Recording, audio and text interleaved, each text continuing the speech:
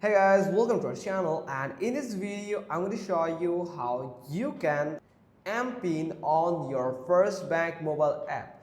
So for reset or change the pin, you have to simply dial this *894*0#.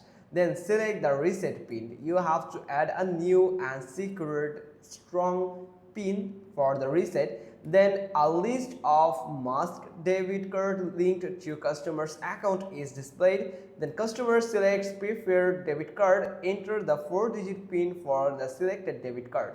Then customer is prompted to create a new quick banking 5-digit code. So you have to add the 5-digit code, a strong 5-digit code that you want to add as a new pin.